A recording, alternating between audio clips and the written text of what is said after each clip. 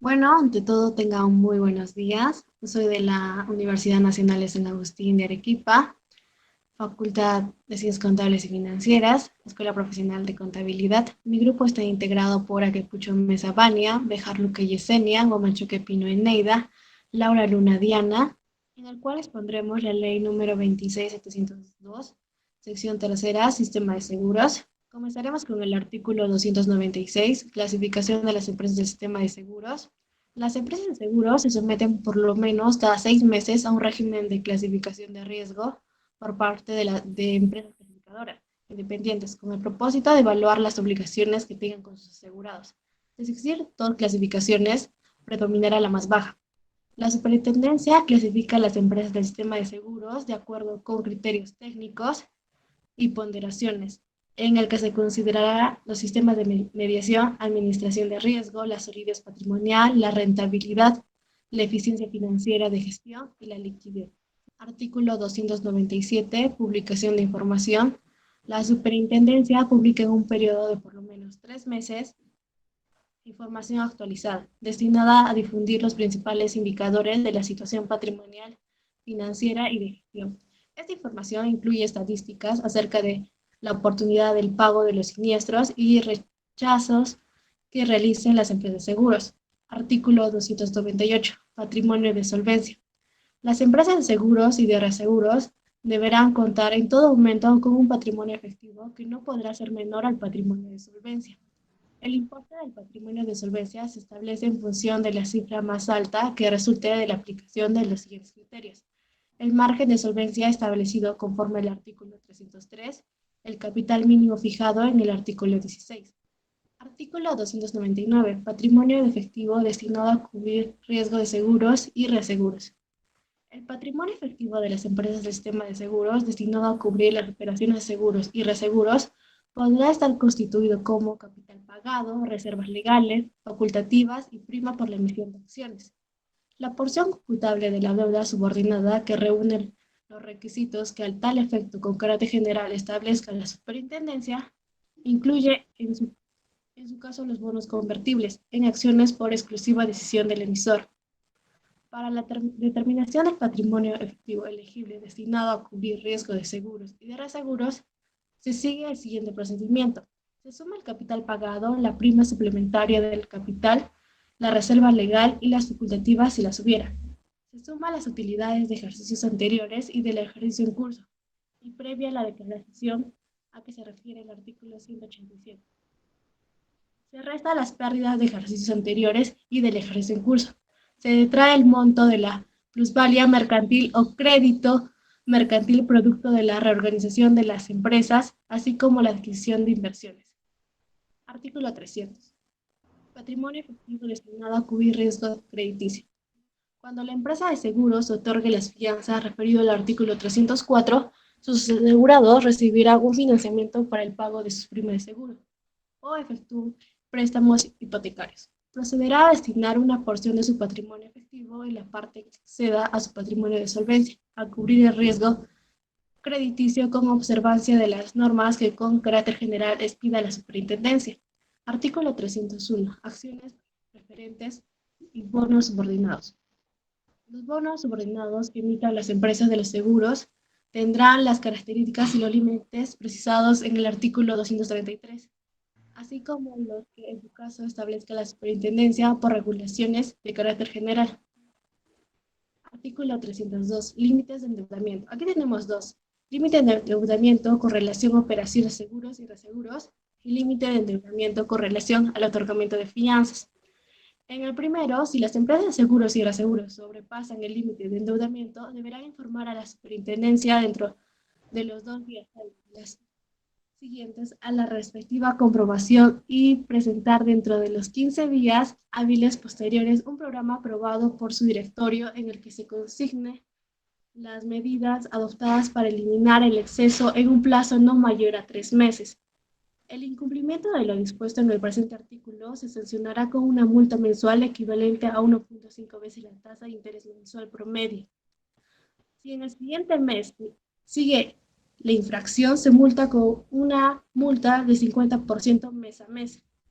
En el segundo, cuando las empresas de seguros hubieran asignado una porción de su patrimonio efectivo a cubrir el riesgo crediticio resultante del otorgamiento de fianzas, el límite de estas operaciones en función de sus créditos contingentes ponderados por riesgo crediticio será de 11 veces dicho patrimonio en la forma precisada en la sección segunda de esta ley. El incumplimiento de este límite está afectado a las sanciones señaladas en el artículo 219. Artículo 303. Margen de solvencia. El margen de solvencia lo determina la superintendencia en función del importe anual de las primas de seguros y reaseguros y la carga media de siniestralidad en los últimos 3 años. Artículo 304. Operaciones sujetas a riesgo crediticio. Las operaciones que están sujetas al riesgo son las fianzas, créditos para el financiamiento de primas y otros créditos que están afectas al riesgo crediticio y las subsidiarias que realizan operaciones financieras. Artículo 305. Fondo de garantía. Las empresas deben de mantener el equivalente al 35% de su patrimonio de solvencia como fondo de garantía. Artículo 306. Reserva técnica. Las empresas deben de constituir mensualmente las reservas técnicas siguientes.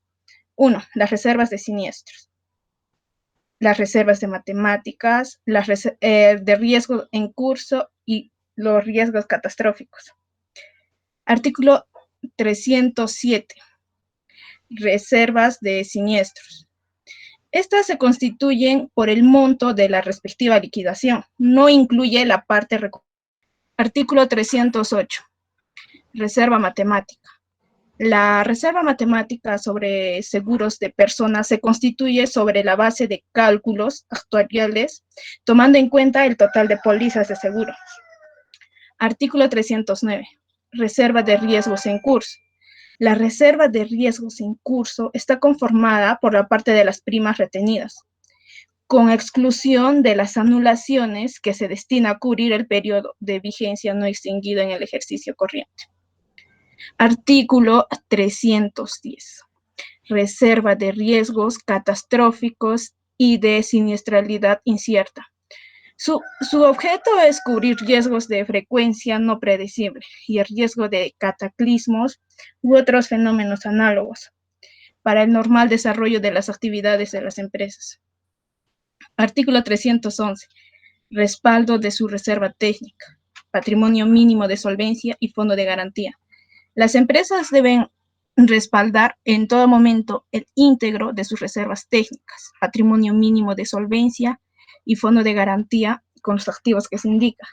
Como en caja es hasta el 2%, en depósitos es hasta el 20%. La superintendencia podrá variar. Artículo 312. Límite de diversificación por emisor de activos. Se rigen por el límite de diversificación por emisor de los activos aquellos que respalden las reservas técnicas, el patrimonio mínimo de solvencia y el fondo de garantía hasta un 10%. En cambio, el artículo 14, límite a activos emitidos por conglomerado financiero o por grupos económicos. El total de las inversiones en activos no puede exceder un 20% de las reservas técnicas, del patrimonio mínimo de solvencia y tampoco del fondo de garantía de la empresa de seguros. Artículo 315. Inversiones no consideradas como respaldo de reservas técnicas, patrimonio mínimo de solvencia y fondo de garantía. Son las inversiones que sobrepasan algunos de los límites que se han establecido en el artículo 311 y 312 no tienen consideración de respaldo. Artículo 316. Déficit de inversiones. Aquí las empresas que poseen este problema deben informar a la superintendencia dentro de los 2 días hábiles siguientes a la comprobación correspondiente. Luego se debe presentar un programa donde se consignen medidas para solucionar este déficit dentro de los 15 días posteriores, para que luego en un plazo no menor a 3 meses sea solucionado. Artículo 317. Los activos que respalden reservas no pueden ser grabados ni embargados. no son susceptibles de medida cautelar algún acto o contrato que impida o limite su libre disponibilidad. Los bienes de las empresas de seguros y reaseguros que constituyen una inversión son igualmente inembargables. Artículo 318. Operaciones. Aquí se pueden realizar todas las operaciones, actos y contratos necesarios para extender mm, coberturas de riesgos o emitir pólizas de caducción vinculadas a prestaciones de hacer o no hacer. Artículo 319. Asociación de empresas de seguros. Eh, se constituye con personas jurídicas con un único objetivo, es de formar sistemas de reaseguro en condición de cedentes y reaseguradoras. Al efecto, se debe de solicitar a la superintendencia todas las autorizaciones de organización y también para el funcionamiento. Artículo 320. Verificación por parte de la superintendencia de los montos de retención. Aquí le compete a la superintendencia comprobar que si corresponden a las condiciones técnicas, económicas y financieras de cada empresa de seguros. Los montos de retención que ellas establecen para los diferentes riesgos en los que se opera.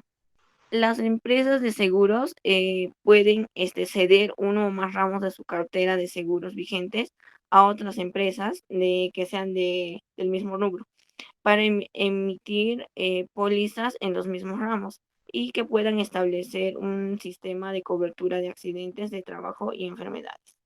Artículo 322. Autonomía de los contratos de seguros y reaseguro. El contrato no subordina las relaciones que emanan del contrato de seguro, o sea que el pago de un siniestro derivado del contrato de seguro no puede quedar condicionado a las relaciones existentes entre la empresa de seguros y el reasegurador. Artículo 323. Reaseguros. La empresa de seguros puede contratar libremente a reaseguros en el país o en el extranjero. Se sujetan a las reglas que pone la superintendencia. Asimismo, este ente establece el porcentaje mínimo de los riesgos catastróficos que debe ser reasegurado en el exterior. En el artículo 324 nos habla sobre el registro de empresas reaseguradoras del exterior. Bueno, sabemos que las empresas de reaseguros se hace cargo de los riesgos asumidos por una u otra entidad de seguros. Y estas deben de registrarse en la superintendencia. ¿Y cómo se pueden registrar? Pues tienen que presentar una solicitud indicando la fecha en la que está autorizada a operar, acompañada de una copia de su estatuto vigente, la última memoria anual. Aquí podemos ver los estados financieros que tiene la empresa y copia de poder otorgado a un residente en representación a dicha empresa. Además, la empresa peticionaria, la que pide este servicio, deberá de demostrar si se encuentra legalmente constituida en su país de origen y que tenga la capacidad de reasegurar riesgos cedidos desde el extranjero. También debe de contar con un patrimonio no menor de 10 millones de dólares o que estén equivalentes a sus divisas.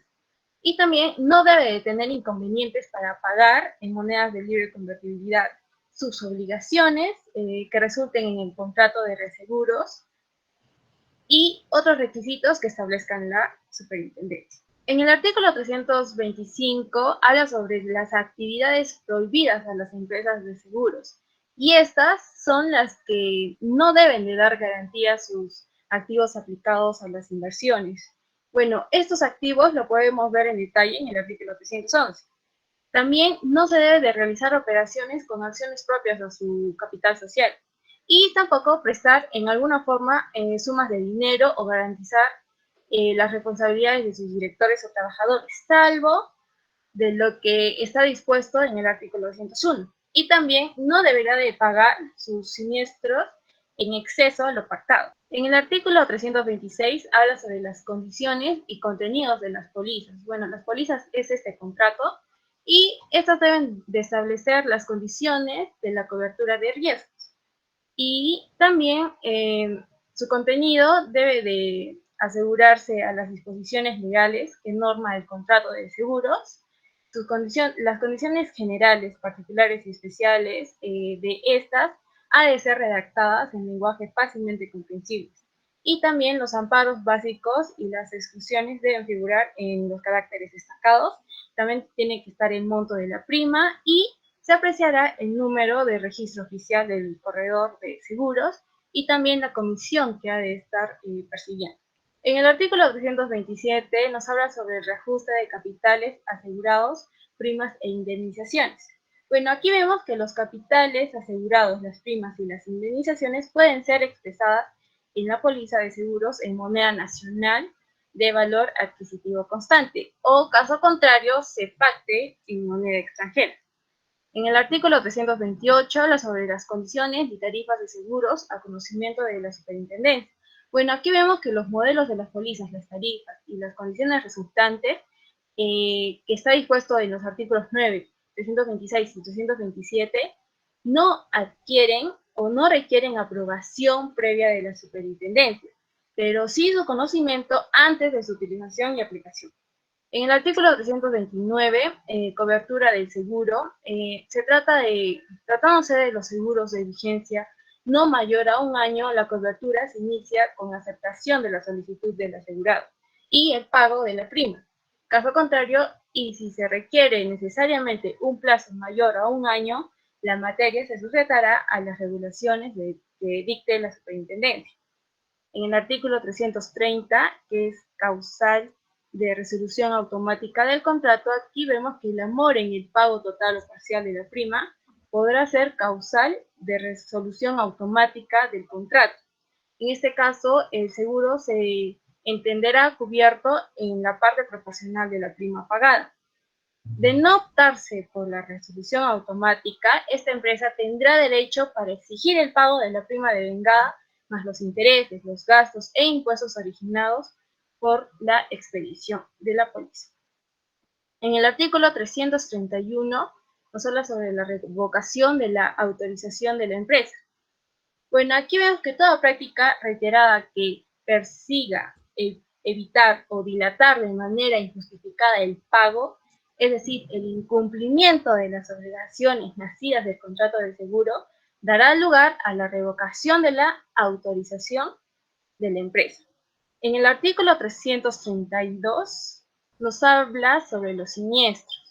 Bueno, aquí se establece que el pago de la indemnización o el capital asegurado que se realice directamente a los asegurados beneficiarios o endosatarios deberá efectuarse en un plazo no mayor de 30 días siguientes de consentido el siniestro.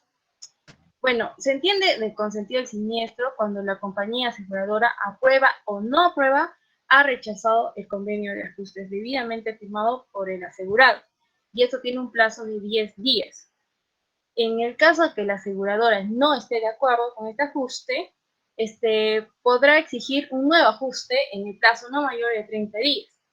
También, en los casos en que no exista convenio de ajuste, se entenderá como consentido el siniestro cuando la aseguradora no se haya pronunciado sobre el monto reclamado en un plazo que no exceda los 30 días. Asimismo, también cuando la aseguradora requiera contar con un plazo mayor para realizar investigaciones adicionales u obtener evidencias suficientes sobre este siniestro, esta podrá presentar solicitud debidamente justificada y el dicho plazo debe no excederse de los 90 días. En caso de la mora de la empresa de seguros, esta pagará al asegurado un interés moratorio anual equivalente a 1.5 veces la tasa promedio para las operaciones. En el artículo 333 encontramos las excepciones a los plazos indicados del artículo anterior. No estarán incluidos los casos regulados por leyes específicas nacionales o convenios internacionales. Tampoco los procesos arbitrales y aquellos donde se haya iniciado un proceso judicial en que no sea parte la compañía de seguros. Como siguiente título tenemos a los patrimonios autónomos de seguro de crédito. Artículo 334, Constitución de Patrimonio Autónomo de Seguro de Crédito. Toda empresa de seguros podrá constituir patrimonios autónomos de seguro de crédito, de los que será administradora, los mismos que otorgarán la cobertura y asumirán el riesgo contra el pago de prima de autoseguro.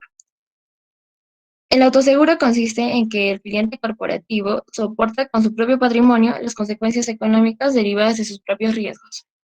Disposiciones generales. Aquí encontramos a los corredores de seguros y de reaseguros. Estos están comprendidos en la denominación de intermediarios de seguros. Aquí podemos hablar acerca de las reaseguradoras. Estas son compañías que forman parte del riesgo de una empresa aseguradora con el fin de reducir el monto de la pérdida posible. Juegan un papel importante dentro de la actividad aseguradora, ya que desarrollan actividades de cobertura de riesgos a nivel global, convirtiéndose en aliados estratégicos. Además, la superintendencia autoriza y regula el ejercicio de las actividades de los intermediarios y lleva un registro de ellos, en el que se precisan los servicios de los ramos de seguros en los que cada uno puede operar. Para la intermediación de seguros de empresas del exterior, serán aplicables las regulaciones de carácter general que dicte la superintendencia. Artículo 336. Inscripción de los intermediarios de seguros. La superintendencia establece los requisitos para la inscripción de los intermediarios de seguros, así como las obligaciones, derechos, garantías y demás condiciones a las que deben sujetar su actividad, debiendo satisfacer cuando menos lo siguiente. 1. Mantener su calidad de hábiles para el ejercicio de sus actividades. 2. No hallarse incursos en ningún caso de incompatibilidad o impedimento. 3. Encontrarse al día en el pago de sus contribuciones a la superintendencia. Intermediarios de seguros. Artículo 337. Corredores de seguros. Los corredores de seguros son aquellos agentes que realizan las operaciones de intermediación entre los asegurados y las reaseguradoras. Una buena práctica para desarrollar estas operaciones es efectuar acuerdos marco con estos operadores, de tal manera que las operaciones más importantes se encuentren sujetas a parámetros generales. Además, pueden intermediar en la celebración de los contratos de seguros y asesorar a los asegurados o contratantes del seguro en materias de su competencia. Artículo 338. Funciones y deberes de los corredores de seguros. Intermediar en la contratación de seguros, informar a la empresa de seguros en representación del asegurado sobre las condiciones de riesgo, informar al asegurado o contratante del seguro sobre las cláusulas del contrato, comprobar que la póliza contenga las estipulaciones y condiciones según las cuales se cubra el riesgo, y comunicar a la empresa de seguros cualquier modificación del riesgo que demande a su vez variar el monto de la cobertura. Corredores de seguro. Artículo 339. Actividades prohibidas a los corredores de seguros. Los corredores de seguros están prohibidos de suscribir cobertura de riesgos a nombre propio o de cobrar primas por cuenta del asegurador. Artículo 340. Facultad que otorga la carta de nombramiento al corredor de seguros. La carta de nombramiento que el asegurado o contratante extiende a un corredor de seguro faculta a este para realizar actos administrativos de representación, mas no de disposición. Artículo 341. Solicitud de seguros y modificaciones deben ser firmados por el asegurado. La solicitud del seguro y las posteriores modificaciones que pueda proponer el corredor de seguros a la empresa de seguros deben estar firmadas por el asegurado o contratante, al igual que la copia de la póliza emitida y sus posteriores modificaciones. Estos documentos deben ser devueltos a la empresa de seguros. Artículo 342. Funciones de los corredores de reaseguros. 1. Intermediar en la contratación de reaseguros. Asesorar a las empresas de seguros para la elección de un contrato de reaseguro. Mantener informadas a las empresas de seguros sobre los cambios y tendencias en el mercado de reaseguros. Y por último, asesorar en la presentación, seguimiento y cobranza de los reclamos que se proponga formular la empresa de seguros. Artículo 343. Funciones del ajustador de siniestros. Estimar el valor de los objetos asegurados antes de la ocurrencia del siniestro en el caso de que éste se encontrase cubierta por la póliza. Examinar, investigar y determinar las causas conocidas o presuntas del siniestro. También calificar, informar y opinar si el siniestro se encuentra amparado por las condiciones de la póliza. establecer el monto de las pérdidas o daños amparados por la póliza y señalar el importe que corresponde indemnizar con arreglo a las condiciones de las pólizas. Artículo 344. Funciones del perito de seguros. En calidad de inspector de riesgos, examinar y calificar un bien, una responsabilidad o una operación como acción previa al proceso de aseguramiento, con el objeto de que la empresa de seguros aprecie el riesgo que ha de cubrir. Y en calidad de previsor, es alertar sobre la posibilidad de que ocurra un daño o una pérdida. Bueno, eso sería todo en cuanto al tema de sistema de seguros. Muchas gracias.